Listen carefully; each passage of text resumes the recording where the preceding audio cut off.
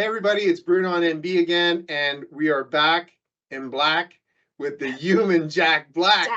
Yeah, right? He is the real Jack Black in School of Rock. We got Shane Larmand in here. And if you missed the first episode, you got to backtrack and you got to check it out because I'm going to tell you something. He played one of his songs fantastic. You can get him on website again, Shane, www. ShaneLarmand.com. All right. I can't believe you came back for more more fun. And this is going to be all about Shane. All right. I don't know we were going to tell the story about how we met, Bruno. It's lots of fun. Oh, we will see. I'm not sure if people are ready for that because you're up north in Alberta. You mentioned Bonnyville and St. Paul. There's only two reasons why a guy like me, an Italian guy, would be up there is playing your band. Being a little forward, playing your band or witness protection. So we're going to go play your band, but we are going to tell everybody how we met. It's kind of interesting, but I want people to know who you are. You're a professional musician, teacher. You do run your School of Rock. Tell people in a couple of minutes. I know in the first episode you went through that, but fill us in. What do you got going? Sure. Yeah, I teach up in a little tiny small town, senior high school. And yeah, my boss was great enough to let me start basically kind of a School of Rock program. And it's been great ever since. Basically, I take junior high kids. And this year, for the first time, actually, I get to teach some high school. But have a kind of a quick window of time with the junior high kids. We put 3 or 4 bands together with each group, and I just run loops teaching them stuff on bass, drums, guitar, piano. And by the end of it, they perform a song every time. And we have a little performance for the administration and some of their other classes. And, the kids, of course, music, as they're doing it, sometimes there's some struggles and, like anything, I don't want to learn this, right? Teenagers. But by the end of it, they always come back, Mr. Larmand, I want music to start again, so because they have a lot of fun by the time that concert's done. You know what? That's awesome. I want to bring it back a little bit. And the first time we met, I was really taken aback because family's really important to me. And I got to tell you, you brought up your dad a million times, right? Mm-hmm. About him being a musician and him sitting in on your sessions and just sessions starting. But I guess, you know what, you can tell a story about your dad, but tell us a little bit about, I'm sure, your parents are good, but your dad was very influential in music. He's a very influential guy up in Northern Alberta in music, right? Oh, for sure. I mean, probably. In fact, I'll sometimes scour bookstores when I run into a couple books that talk about kind of the Canadian music scene in Toronto in the 60s. I sometimes often wonder, I'm going to flip these pages and somebody's going to talk about my dad because he ran a jam, not a jam. He ran the house band for this club called the Zanzibar on Yonge Street in Toronto for 8 or 9 years, 6 days a week. There's no DJs, there's no jukeboxes. These guys are playing 6-7 hours a day, 6 days a week, and practice on Sunday. So let's just say my dad had a real serious approach to music. He tells me stories that guys like Geddy Lee, Rush's Geddy Lee, would be sitting in the audience, young, skinny, spindly looking little Geddy Lee hanging out watching the band play, watching my old man doing, blues and soul tunes and Motown and all that, right? And so, yeah, Dad was always, he's tough, right? He's not the kind of dad where you get off stage and he's like, oh, right on, that sounded so great. He'd be like, oh, geez, I don't know about that one chord you're playing. But I guess it sort of kicked my butt into trying to always improve my craft. Yeah, Dad passed last year, and so that's been tough. It's funny, things like just driving to work this morning, a song by the Allman Brothers came on. It's called Soulshine. I don't know if you know the tune. Yeah. Great song. Of course, it talks about what a dad is saying to him, and still gets you a little beat up, but oh yeah, hugely influential. Around here, he had some bands going, and of course, he got, his family life started to take more time than the music, especially after I was born. We had 2 kids, and so, but yeah, around town in Bonnyville and stuff, he was like a legend. If Dad showed up at the jam, I was like, oh, we're not worthy, so, yeah, I love him, miss that guy, and yeah, I wish you guys could have heard him. He had a golden voice. He would walk into a room and just, I still don't have it. Dad walks into a room like that, and it's just like he's got them all in the palm of his hand, man. And he was a charmer for sure.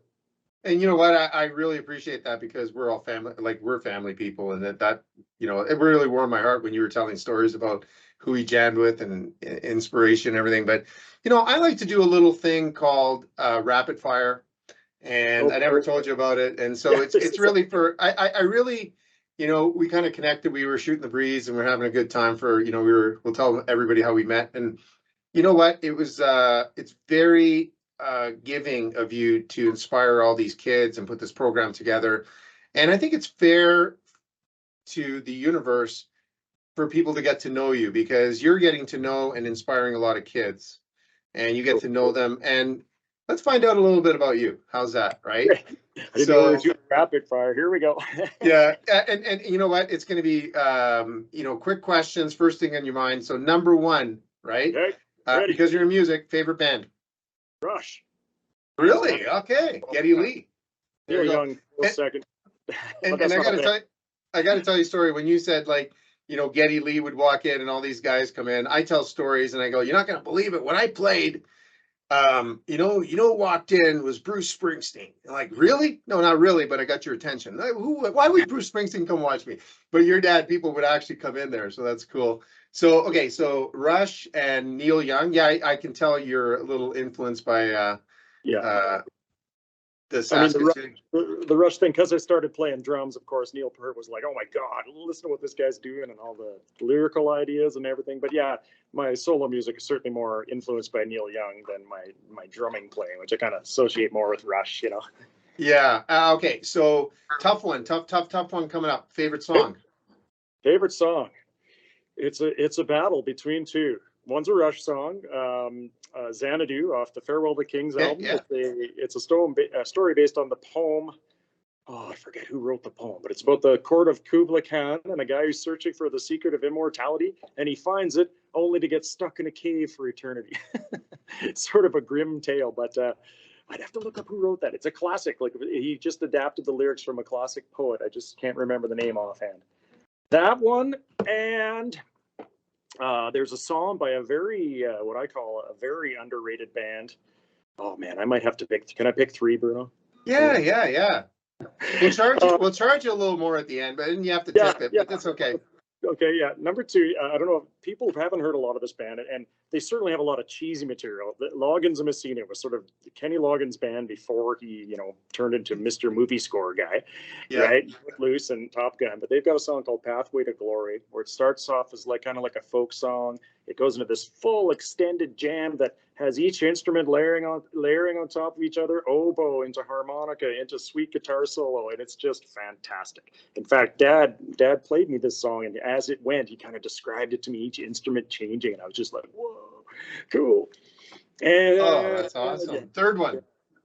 Dire Straits, man. I don't know. How do you pick a Dire Straits song? Probably the very first song on the first album, Down to the Waterline. Oh, wow. It's so mysterious and it set such mood, and his guitar playing is so fantastic. Definitely my favorite guitarist by far. Yeah. Mark Knopfler's the real deal. Okay. Are you into sports? Favorite sport team? Favorite sport? It's not even just favorite sports team. In fact, I tell my wife this all the time. I'm like, you could have it worse, hon. I could be into all the sports and the baseball, the football. I've only got one sport and one team, and that's the Edmonton Oilers, baby. Okay, we'll edit that out. I don't. You know what? I hated the Edmonton Oilers. I like first of all, the Montreal Canadiens are, to me, unfortunately, I used to cheer for them when I was a little kid, and they got rid of a player called Chuck Leffley. He's actually from Saskatchewan, and I just liked him because he wore 24. And then they got rid of him, and I could never cheer for them. So I was a Flyers fan. So I hated the Oilers because I think the greatest team ever was 1987. That's arguably. And they went to 7 games in overtime and they beat the Flyers. And the Flyers kind of had no business being in there compared to, Wayne and Mark and those guys. But favorite athlete? Okay, so I mean, of course, being an Oil fan, how do you not love Wayne, right? And Messier. Well, not Messier. No, he was a bit more goony. I was more into the artistic players that made the beauty plays. Yari's probably would have been my favorite on the old Oilers. Later on, I watched more hockey, and I live in Ontario a bit, so I watched the Leafs for a bit. And They had a player for a while that I really liked, Stumpy Steve Thomas. Really Oh my God, yeah, ended up in Chicago and yeah, the Islanders, yeah. Yeah, I remember him scoring a goal in midair. He was flying. He was all tripped up. Still had his stick on the puck, shot it, and got it in there. He was great. Crazy. Doug Gilmour was cool too. Yeah, it's great. A lot of great players all over the place that are, got their style. That's all. Favorite food? Favorite food? Probably Mexican. Nice. Favorite restaurant? You're gonna plug somebody here. Favorite restaurant? Let's go local. The wife and I go to our little Twisted Fork in St. Paul all the time. They do a nice little farm to table thing. They support lots of community farmers and stuff. Heck, they even let me put my art up once in a while. So I got to give them a little love. Oh, that's awesome. Favorite place that you visited up to now? Probably my honeymoon with my wife, going to Greece and Turkey. Oh, nice. That's Michelle. Yes. And not favorite place you would like to go visit. But haven't been? Yeah. What is on the list there? I got to go to Ireland, I'd say. Yeah, okay. Been to Scotland, but it was a rough trip. My wife broke her ankle like 4 days into the trip. Oh, no. Loved Scotland, but of course it was sort of a stunted trip because she was struggling, right? But yeah, and haven't been to Ireland yet. That'd be neat. Good. Hey, I forgot to ask you this. Favorite band, favorite musical artist? You said Knopfler, Geddy Lee. Yeah, Neil Young. The list goes on. There's so many great guys. The funny thing too is the more I record, just the more respect I have for the greats. It's just like, wow, like how did they get that sound? Jimmy Page, how did Zeppelin get some of those big, huge sounds they got? The Beatles stuff, Knopfler, Knopfler's the bomb. So many, I could go on for hours. Doobie Brothers, Allman Brothers, all those guys. Your folk guys, how did Simon and Garfunkel get some of those sounds going on, and Sounds of Silence and stuff, like just such big epic tones. I love all the old soul guys. Ray Charles, dad used to teach me you can't sing better than Ray Charles. You just can't. I don't even think it's as funny because I'm pretty serious about this kind of stuff, and we kind of keep it light on NB. But I remember listening to Chicago. Remember the band Chicago? Oh yeah. And there's a song there, 25 or 624. Mm-hmm. Oh yeah. And you listen to that, and it's crazy, right? Yeah. And then you look at the credits, and these guys were like 22 years old when they wrote this. Yeah. And that's what I find amazing about calling the old guys. And hey, listen, take nothing away from the young artists this time around, but the immortal sounds of the 60s, 70s, 80s. You look back, they were kids, right? And and now the big bands are doing the reunion tours, but a lot of them haven't even come up with a real another big hit in 45 years. And you think they were 19, 20. You're talking about Jimi Hendrix. Like, how old was he? The Doors, so pretty inspirational. But you grew up with music, so it's kind of like you've appreciated a lot of this stuff. But I got another one for you. Favorite movie? Sorry. Favorite movie? I'm sort of a fantasy dork, so the very first Lord of the Rings is pretty awesome. Forrest Gump was fantastic. Nice. Forrest was awesome. Yeah, a few of those kind of definitely some 80s fantasy stuff like Legend and Princess Bride, all that stuff. I eat that stuff up big time. Okay. Second last question. What, and this, I want people to get to know you, especially your students and everybody that you do a lot of great things for. What really inspires you? Like, what is the one thing that gets you out of bed and rock and roll? No pun intended. That's a good question. I mean, I sometimes, like, for me, and I hope this doesn't sound like pompous or anything, like, sometimes these ideas just happen and I have to do them, whatever they are. Nice. Be it a drawing, be it a guitar thing, be it the other day I got up and hit the kit again for a little while, set up my kit in our music room and bashed away for a bit, and that feels so good, Yeah, like for me, it's just like, day to day, keep going with the job, but also pushing forward with getting these songs out here and trying to get them in a few more ears. Like, like, for example, the song, this holiday song I recently wrote, like, it just, like, it fell out of me. And, you know, some songs, I tell you, can take 20 years. There's some songs I've been battling with for 20 years. And some of them, they just fall out of you. Like, I was driving to work with my coworker, my carpool buddy, and we saw these beautiful white horses walking around in these birch trees. And I'm like, oh my God, there's a title, White Horses in the Wood. And it's also going to be the art.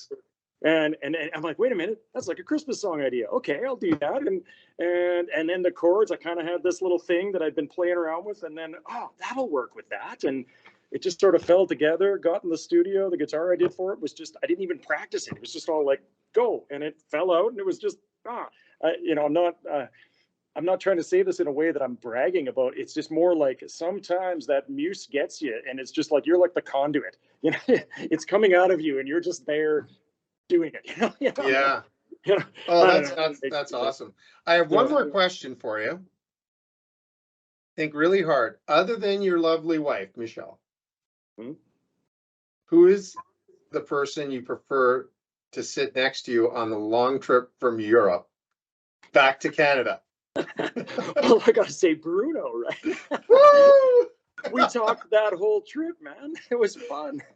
Yeah, the hours just burnt by. And that's how we got to know each other. Take the mystery out of it. Is we were coming back from Paris, right? And you guys were sitting next to me, or I was sitting next to you guys, and me and my son were separated because they had a ticket thing. We're like, let's not bother. We had good tickets. We had good seats, right? And yeah, I really appreciate you shooting the shit with me. And I was like totally humbled when, you know, we were talking about music. And I told you once I, you know, met you, I was like, I was so impressed. I'm gonna have you on my show. So I really I'm super impressed on how cool all the shit that you do, and I'm really happy to have you on the show. You get to ask me one question, whatever question you want. Oh, asking Bruno a question. Sheesh, I don't know. Well, you give me the favorite band. Let's hear it. Was it Chicago? Oh, you know what? Everybody out there thinks it's Bruce Springsteen and the E Street Band. They're pretty up there. I gotta tell you, my favorite band of all time. I got kind of two-ish. Bruce was good, right? It's not even a band. It's John Lennon when he played solo. Okay. John Lennon's the man for me, and the other band is a really close in the top 5 are, you know, kind of like the Ramones. I like the CBGB's scene. And I always say I'm a punker, not a punk. So that's kind of the answer to that. So, but before we go, play us another tune so people know. Download, join your music scene on the website. We got it underneath here. So let's hear what you got. Okay, before I get to that, Bruno, I want to say one quick about our meeting on the plane and stuff. Like in the first episode, we talked a little bit about marketing and about how people are approaching and communicating with each other online and what have you. Hey, just take this as a lesson, guys. Here's this guy sitting beside me in the plane, and you know, you're always kind of thinking, ooh, should I talk to this person, or are they going to be an interesting conversationalist, whatever, right? So you start talking to Bruno, and he's just like, we talked for 8 hours back from Paris to Calgary, and look at this, now I'm here on his show, right? So, you know, you gotta, you never look past people, you know, like don't be there just going, oh, I just gotta find the label rep. That's the only person I want to talk to. You know, who knows who can help you along, right? Anyway, song. Okay, this was that's awesome. Good. Yeah, that was great. Great plane ride for sure. This tune is I've been to California a few times. I tend to write songs about California for some reason, but this is just called Wave to Glide. All right, let's do it.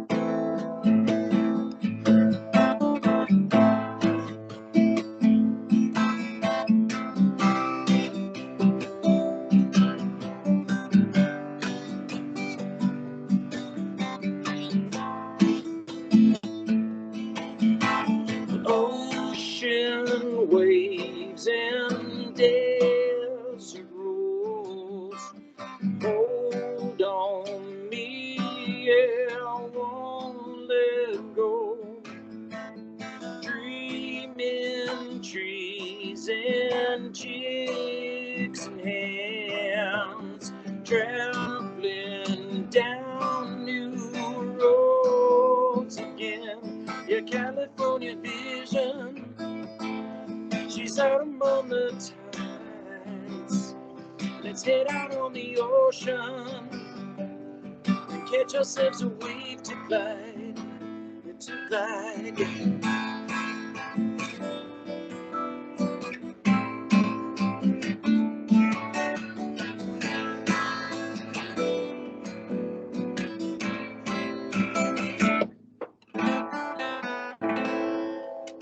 Nice job. Thanks, Attaboy. buddy. Hey, it's a blast, and promise we're gonna keep in touch. We're gonna rock and roll. We're gonna have some fun. And Shane, I can't thank you enough for being on our show. So thanks again. Say hi to the fam. Can't thank you enough for having me, bud. I will do. I'll let Michelle know you said hey. I will. Okay, right on. Thanks, Shane.